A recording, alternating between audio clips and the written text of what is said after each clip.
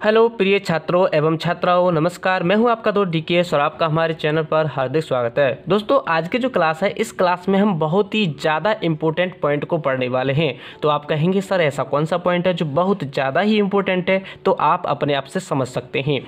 तो मैं आपके लिए थोड़ा सा दिखाने की कोशिश करता हूँ और उसके बाद यह रिएक्शन है और उसके बाद मैं आपके लिए बताऊँगा कि वह टॉपिक क्या है। तो आप देख करके समझ पा रहे हैं कि यह जो टॉपिक है अम्ल, क्षार तथा लवण नामक चैप्टर से लिया गया है। दोस्तों, आप देख सकते हैं कि अम्ल, क्षार तथा लवण इस चैप्टर के जो महत्वपूर्ण टॉपिक हैं, जिनसे लगभग हर बार परीक्षा में प्रश्न आते हैं। यानी कि कहें तो लगभग 4 से 5 नंबर का जो पेपर बनता है इसी चैप्टर से बन जाता है। दोस्तों, वे छात्र जो अच्छे तरीके से अपनी तैयारी को करना चाहते हैं, पढ़ रहे हैं, समझ करके पढ़ते हैं और अपनी तैयारी पर निरंतर कार्य कर रहे हैं, तो वे छात्र बहुत अच्छे तरीके से इस चीज़ को तैयार करेंगे और अच्छे तरीके से समझेंगे। दोस्तों, मैं आपके लिए समझाने वाला हूं इस क्लास में कि अम्ल, क्षार तथा लवण के वे टॉपिक्स एक टॉपिक नहीं है, इसमें लगभग 4 से 5 टॉपिक हैं जिनसे प्रश्न तरह तरह से पूछे जाते हैं। दोस्तों, आप देख सकते हैं कि यहाँ पर यह बोर्ड एग्जाम का पेपर है, जिसमें देख पाएंगे आप प्लास्टर ऑफ पेरिस को गर्म किया जाता है तो क्या होता है, खाने के सोडे को गर्म किया जाता है तो क्या होता है। यह टॉपिक्स अलग है, यह टॉपिक अलग है। तो मैं इन टॉपिक को हर एक टॉपिक के उस कंसेप्ट के साथ, नए दृष्टिकोण के साथ, या कहें तो नए विजन के साथ आपको पढ़ाने वाला हूं कि इन पर किसी भी तरीके से प्रश्न पूछा जाए, आप उसका जो आंसर है बहुत अच्छे तरीके से रिटर्न कर पाएँ और आप अधिक से अधिक अंक प्राप्त कर पाएँ। तो आप समझ सकते हैं, यहाँ पर पूछा है प्लास्टर ऑफ पेरिस को गर्म किया जाता है तो केवल समीकरण यानी कि इक्वेशन देना है, आपको बताना कुछ नहीं है, केवल आपको इक्वेशन लिखना है जिस तरीके से यहाँ लिखा हुआ है। यहाँ पर पूछा है क्या होता है जब या जबकि कि खाने के सोडे को अथवा सोडियम बाइकार्बोनेट को गर्म करते हैं। यही रिएक्शन इस बोर्ड एग्जाम का जो पेपर है उसमें पूछा गया है कि जब खाने के सोडे को गर्म किया जाता है तो क्या प्राप्त होता है। इसने इस तरीके से नहीं पूछा, केवल रिएक्शन पूछा है। यानी कि जो रिएक्शन इस तरीके से आप देख पा रहे हैं, इस तरीके से पूछा है। हो सकता है कि अगली बार पूछे, इस रिएक्शन को न पूछ करके पूछे कि कंपाउंड क्या होता है, यानी कि जो उत्पन्न होता है यदि इसको गर्म करें तो यह किस में टूटता है, इसका विघटन होता है, किस तरीके से किसका निर्माण होता है। तो यहाँ पर धावन सोडा का निर्माण होता है, साथ ही जल भी प्राप्त होता है, CO2 गैस यानी कि कार्बन डाइऑक्साइड भी गैस प्राप्त होती है। तो दोस्तों, मैं इन टॉपिक हैं, ये जो टॉपिक हैं, इन टॉपिकों को मैं उस तरीके से पढ़ाने वाला हूँ चाहे वह किसी भी तरीके से आपसे प्रश्न पूछे। आप तैयार रहें कि हमने इस टॉपिक को अच्छे तरीके से तैयार कर लिया है। या फिर कभी ये पूछ सकता है प्लास्टर ऑफ पेरिस को बनाने यानी प्रिपरेशन करने की मेथड क्या है, इसको बनाने की विधि क्या है, या फिर खाने के सोडे को किस तरीके से बनाया जाता है, इस तरीके से भी प्रश्न पूछ सकता है। क्यों ना हमें इन टॉपिकों को पूरी डिटेल्स में पढ़ लें। तो मैं आपको इसी कारण कि कभी भी ये प्रश्न जो हैं अलग तरीके से बन सकता है। अभी पूछा है कि गर्म करने पर क्या होता है तो इसने समीकरण देना है। पूछ सकता है गर्म करने पर हमें क्या प्राप्त होते हैं। तो हम इन टॉपिकों को उस तरीके से पढ़ेंगे जिस तरीके से हम इस पर लगभग संभावित जितने प्रश्न बन सकते हैं उनको अधिक से अधिक हम उनके आंसर हैं रिटर्न कर पाएँ और अधिक से अधिक अंक हम प्राप्त कर पाएँ। तो वह ट्रिक क्या है, तो उसके बारे में हम बात करेंगे और नए दृष्टिकोण या फिर कहें तो नए विजन के साथ इनको हम तैयार करेंगे। तो थोड़ा सा आपके लिए दिखाता हूं पहले हम। दोस्तों, थोड़ा सा मैं आपके लिए दिखाने की कोशिश कर रहा हूं। आप देख पा रहे हैं इस तरीके से प्रश्न पूछे जाते हैं और आपको केवल रिएक्शन देना होता है जब रिएक्शन पूछी जाती है तो। लेकिन मैं आपके लिए उन तरीके बताऊंगा कि किस तरीके से आप ना सिर्फ आप रिएक्शन को याद कर पाएंगे, तो रिएक्शन को आपको रटना नहीं है, समझ करके याद करना है। और किसी दिन आपके लिए एक ऐसी क्लास दूंगा कि किस तरीके से इन रिएक्शन जो हैं क्रिया करने के बाद कैसे बनती हैं, उस पर भी मैं एक क्लास आपके लिए अपलोड कर सकता हूं। तो इस पर आप देखेंगे कि किस तरीके से यहाँ पर पूछा गया है कि इसकी क्रिया इसके साथ हो रही है, यानी ब्लीचिंग पाउडर के साथ एसिटिक अम्ल है, इसकी क्रिया कराने पर क्या बनता है, ऐसे भी पूछ सकता है। या फिर पूछता है केवल समीकरण दीजिए। तो किस तरीके से इसको याद रखें, तो वह टॉपिक्स हम पढ़ने वाले हैं।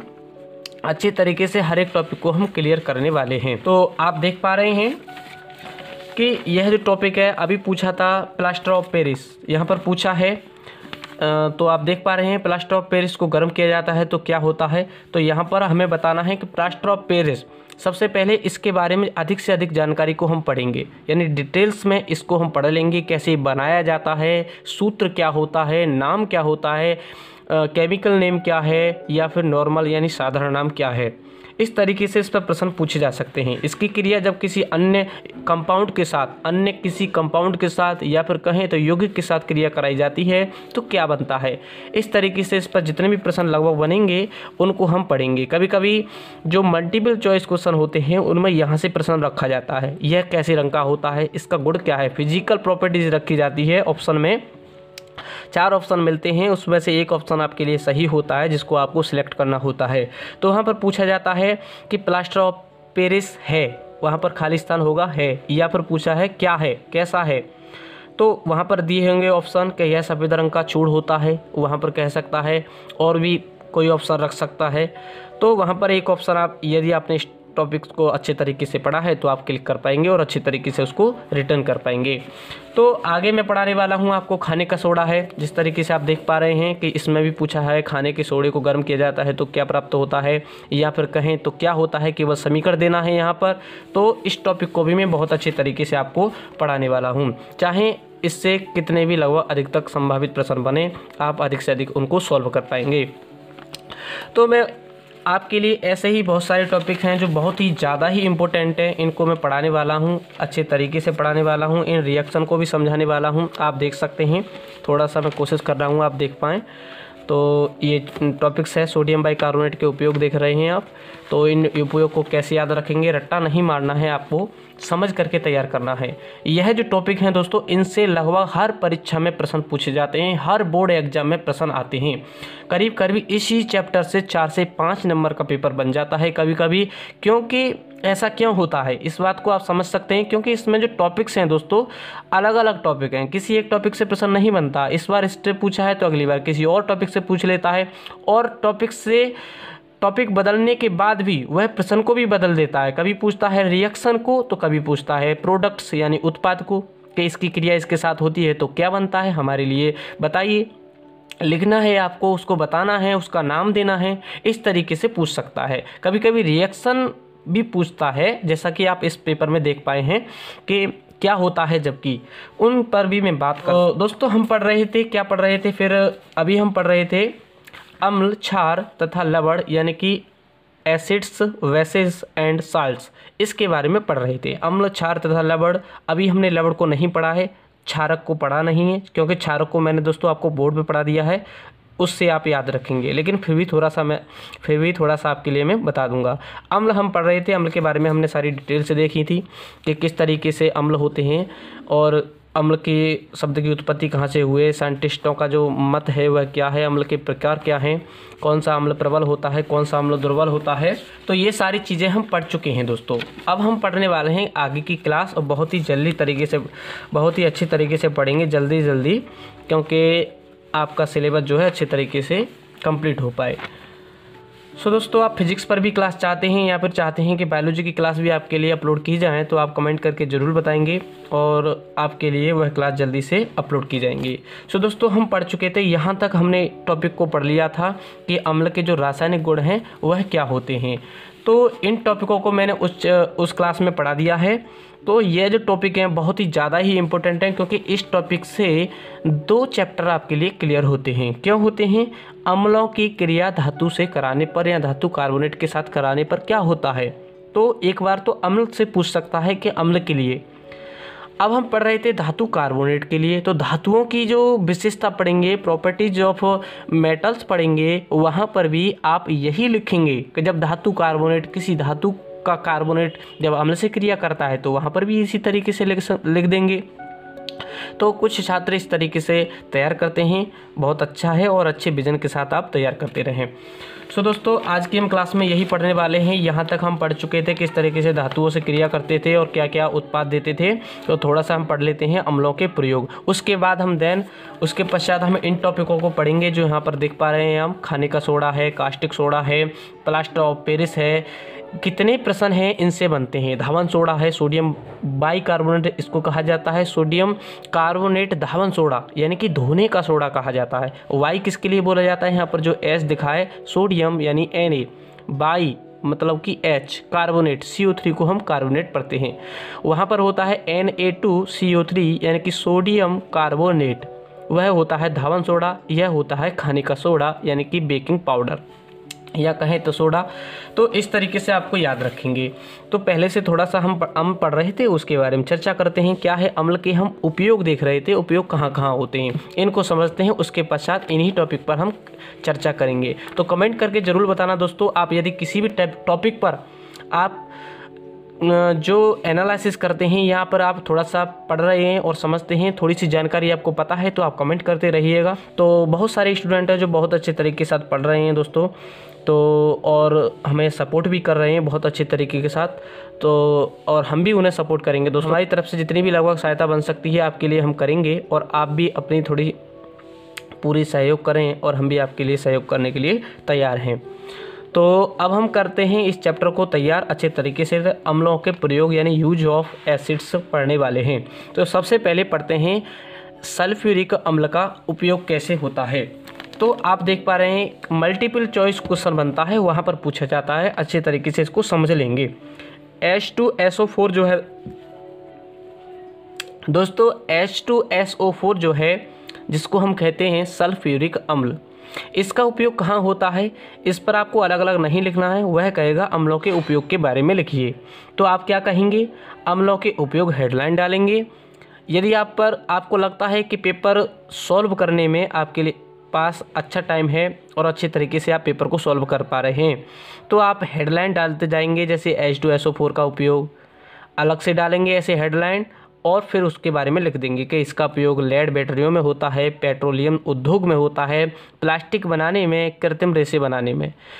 अब आप कहेंगे कि सर यदि आपको लगता है कि पेपर थोड़ा सा छूट रहा है, यदि टाइम थोड़ा सा कम है, तो आप क्या करेंगे, आप इन हेडलाइंस को नहीं डालेंगे, केवल एक हेडलाइंस डालेंगे अम्लों के उपयोग। उसके पश्चात लिखते जाएंगे कि H2SO4 अम्ल का उपयोग जो है लेड बैटरियों में किया जाता है। उसके बाद दूसरा नंबर डाल देंगे पेट्रोलियम उद्योग में होता है, प्लास्टिक, कृत्रिम रेशे। इस तरीके से आप इन पॉइंट को जोड़ते जाएंगे, इनमें किया जाता है। देन उसके पश्चात आप याद रखेंगे, यदि नहीं भी होता है, आप भूल जाते हैं कि H2SO4 का प्रयोग बैटरियों में होता है या फिर HNO3 का होता है। यदि आपको नाम भूल सकते हैं कभी इनका नाम जो है, तो आप क्या करेंगे, सिर्फ अम्ल का लिखेंगे। क्या लिखेंगे, अम्लों का प्रयोग बहुत सारी बैटरियों में किया जाता है, जैसे कि लेड बैटरी। या और अब कैसे, अगला पॉइंट कैसे जोड़ेंगे, इन अम्लों का प्रयोग पेट्रोलियम उद्योग में भी किया जाता है। यदि आपको नाम याद नहीं रहता है तो इस तरीके से आप लिख सकते हैं, पेपर को छोड़े नहीं, यानी कि उस पर 2-4 पॉइंट जरूर जोड़ेंगे, और जो नया पॉइंट है उसको नेक्स्ट लाइन में ही लिखेंगे। जैसे कि आपने लेड बैटरियों में लिख दिया, उसके पश्चात पेट्रोलियम उद्योग में लिखेंगे। ये नहीं कि इसी लाइन को इसी में एक में जोड़ दें तो यह एक लाइन हो जाएगी। NCERT कहती है कि जो पॉइंट अलग हैं उनको पॉइंट को अलग ही रखा जाए। अच्छे तरीके से आप पढ़ेंगे, समझेंगे कि HNO3 यानी कि नाइट्रिक अम्ल का प्रयोग कहाँ होता है। तो यह बहुत ज़्यादा इंपॉर्टेंट है। क्या होता है, सोने चांदी के शोधन में, यानी सोने चांदी के जो आभूषण होते हैं उनको साफ करने में इसी नाइट्रिक अम्ल का प्रयोग किया जाता है। और यह नाइट्रिक अम्ल जो है दोस्तों, इसका प्रयोग भी हम विस्फोटक पदार्थ बनाने में भी करते हैं। आगे हम समझेंगे, इसका प्रयोग करते हैं उर्वरक बनाने में, यानी कि खाद बनाने में भी किया जाता है, और औषधि बनाने में भी HNO3 का प्रयोग किया जाता है। इन दोनों को आप अच्छे तरीके से याद रखेंगे, क्योंकि पेट्रोलियम उद्योग और लेड बैटरियों में ये बहुत ज़्यादा प्रश्न पूछे जाते हैं इनसे।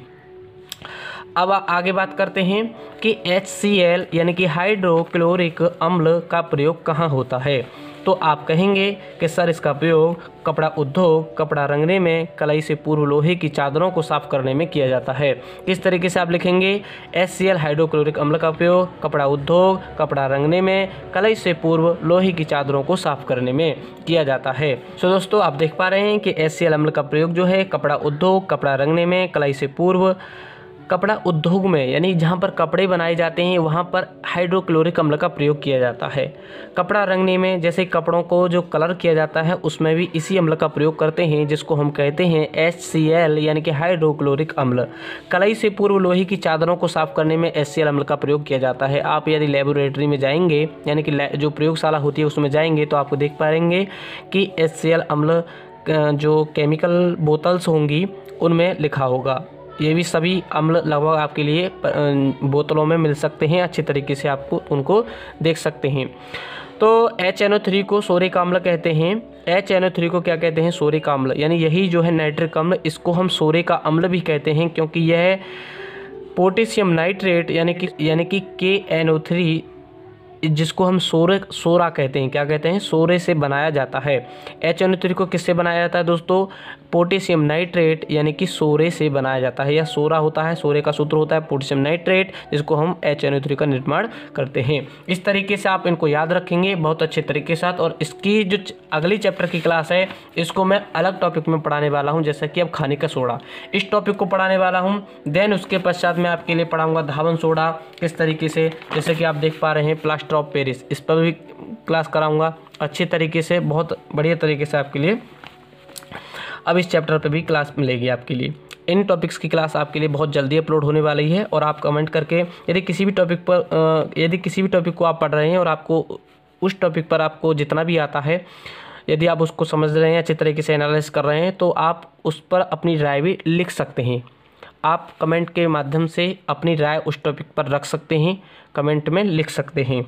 तो इस तरीके से आप देख पाएंगे कि इन टॉपिकों को मैं आप क्लियर कराने वाला हूँ। सो दोस्तों, वे छात्र जो बहुत अच्छे तरीके से हमारे चैनल से पढ़ रहे हैं और अच्छे तरीके से तैयारी कर रहे हैं, तो दोस्तों आप अपनी तैयारी को बेहतर बनाते रहिए। और हमारी तरफ से जितनी भी हम सहायता कर सकते हैं, हम अच्छे तरीके से आपकी सहायता करेंगे। और आप भी थोड़ा सा सपोर्ट करते रहें। और बहुत सारे छात्र बहुत अच्छे तरीके से सपोर्ट कर रहे हैं, उनके लिए मैं बहुत बहुत धन्यवाद कहता हूँ। हृदय से उनके लिए बहुत भगवान से दुआ करता हूँ कि भगवान उन्हें अच्छे तरीके से सफलता प्राप्त करें। सभी के लिए सफलता प्राप्त हो। कोई ना कोई किसी की ना प्रिपरेशन करता है, लेकिन वह अच्छे कार्य होने चाहिए। हम यदि किसी भी कार्य को करते हैं दोस्तों, हम अच्छे कार्य को ही करें, अच्छा करें, अच्छा सोचें, अच्छा ही समझें। तो हम अपनी तैयारी में जो हम कार्य कर रहे हैं हम सभी के लिए सफलता प्राप्त हो। तो मैं यही कहता हूँ भगवान से कि सभी के लिए दोस्तों सफलता प्राप्त हो और सभी अपनी तैयारी को बेहतर बनाएं और अच्छे तरीके से अपने अंकों को प्राप्त करें। छात्रों, आपने देखा कि अम्ल को हमने पढ़ लिया है। क्षारक की क्लास जो है बहुत पहले ही अपलोड कर दी गई है आपके लिए, यानी कि ऑलरेडी अपलोड है इसकी क्लास। और लवण को हम थोड़ा सा लवण के बारे में थोड़ा सा डिस्कस करते हैं और थोड़ा सा इसके बारे में समझ लेते हैं। देन उसके पश्चात हम पढ़ने वाले हैं साधारण नमक यानी कि सोडियम क्लोराइड, जिसको हम NaCl के द्वारा लिखते हैं। देन उसके पश्चात हम पढ़ने वाले हैं इन टॉपिकों को पढ़ेंगे, जैसा कि आप पहले देख चुके हैं। इन टॉपिक्स को अच्छे तरीके से पढ़ेंगे। अभी मैंने आपके लिए बताया था कि इन टॉपिकों को हम पढ़ाएंगे, तो इन टॉपिकों को अच्छे तरीके से देख सकते हैं। जैसा कि आप पहले देख पाए हैं, बहुत ही अच्छे तरीके से इन टॉपिकों को हम अभी पढ़ेंगे और अच्छे तरीके से इसे क्लियर करेंगे। तो सबसे पहले दोस्तों समझ लेते हैं लवण क्या होते हैं, जिन्हें हम साल्ट कहते हैं। अम्ल से लगभग जितने भी प्रश्न बनते हैं आपको क्लियर हो गए होंगे। यदि कोई भी डाउट रहता है तो आप कमेंट कर सकते हैं। कोशिश यह रहती है दोस्तों हमारी तो कि आपके लिए कोई भी डाउट ना रहे। सो दोस्तों, अब हम समझते हैं कि साल्ट्स क्या होते हैं, यानी कि लवण क्या होते हैं। अम्ल, क्षारक तथा लवण नामक चैप्टर में लवण को पढ़ने वाले हैं। क्षारक और क्षार में क्या अंतर है दोस्तों? आप देख सकते हैं कि क्षार और क्षारक में क्या अंतर होता है, इन दोनों के जो डिफरेंस है वह क्या है। सो दोस्तों, ऐसे क्षार क्या होते हैं? क्षार उन्हीं क्षारक को कहते हैं, ऐसे क्षारक जो जल में पूरी तरह से घुल जाते हैं या कहें तो आयनित हो जाते हैं, क्षार कहलाते हैं। इस तरीके से आप इसको याद रखेंगे। ऐसे क्षारक जो जल में पूरी तरह से आयनित हो जाते हैं या कहें तो घुल जाते हैं, क्षार कहलाते हैं। तो आप कहेंगे सर क्षारक जो है उसका एक हिस्सा होता है क्षार। क्षारक जो हैं उनका एक हिस्सा होता है क्षार, जो कि जल में घुलने वाला होता है।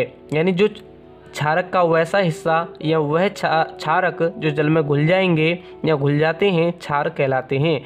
तो अब यहाँ पर एक पॉइंट बन जाता है इसी डेफिनेशन से, सभी क्षारक जो हैं क्षार नहीं होते, क्योंकि सभी तो क्षारक जो हैं घुलेंगे नहीं जल में, तो सभी क्षारक क्षार नहीं होते, जबकि सभी क्षार क्षारक होते हैं। क्या कहा? सभी क्षारक क्षार नहीं होते, क्योंकि सभी जो क्षारक हैं वह जल में नहीं घुलते, इसी कारण वह क्षार नहीं है। लेकिन जो क्षार हैं, जितने भी क्षार हैं वह सभी क्षार हैं, वह तो क्षारक का ही एक हिस्सा होते हैं। वैसे क्षारक जो जल में घुल जाते हैं उन्हीं को क्षार कहते हैं। इसी कारण सभी क्षार क्षारक होते हैं, लेकिन सभी क्षारक क्षार नहीं होते। इस लाइन को भी आप याद रखेंगे। अब हम समझते हैं, दोस्तों अब हम लवण के बारे में समझते हैं। लवण क्या है, यानी कि साल्ट क्या है। क्षारक को आप समझ चुके हैं क्या होते हैं क्षारक, और अम्ल के बारे में आपने पहले ही पढ़ लिया है। इस तरीके से हम समझते हैं कि किसी अम्ल तथा क्षारक की उदासीनीकरण अभिक्रिया से ठोस को जो प्राप्त होता है, ठोस को लवण कहते हैं। जो प्राप्त होता है क्या है? किसी अम्ल क्षारक की उदासीनीकरण अभिक्रिया से प्राप्त ठोस को लवण कहते हैं। जब अम्ल तथा क्षार की जो अभिक्रिया होती है, इसके बारे में भी कभी कभी लिखने के लिए आता है कि उदासीनीकरण अभिक्रिया से आप क्या समझते हैं, या इसके बारे में लिखिए। तो आप लिखेंगे अम्ल तथा क्षार के बीच होने वाली अभिक्रिया को उदासीनीकरण अभिक्रिया कहते हैं। अब यहाँ पर आप पढ़ रहे हैं लवण, तो लवण में कैसे लिखेंगे? किसी अम्ल तथा क्षारक की उदासीनीकरण अभिक्रिया से प्राप्त, इन दोनों के बीच में क्षार एवं लवण के बीच में जो अभिक्रिया होती है उसके द्वारा जो कंपाउंड होता है, या कहें तो जो यौगिक प्राप्त होता है, जो ठोस प्राप्त होता है, उसी को लवण कहते हैं। आगे समझते हैं, इस क्रिया में लवण के साथ जल भी यानी हमें प्राप्त होता है, यानी H2O का निर्माण भी होता है। इस तरीके से आप इसको याद रखेंगे। उदाहरण क्या है इसके?